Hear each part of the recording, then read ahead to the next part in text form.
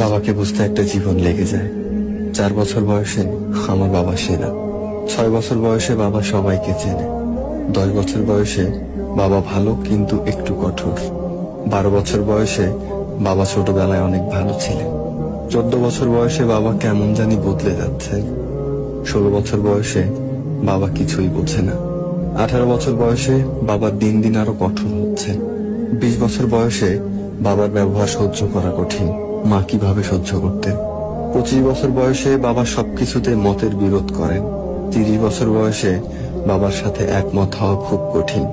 দাদাও কি বাবাকে এভাবেই দেখতেন? 35 বছর বয়সে বাবা আমাকে নিয়মের মধ্যে বড় করেছেন। আমাকেও আমার সন্তানদের তাই শেখাতে হবে।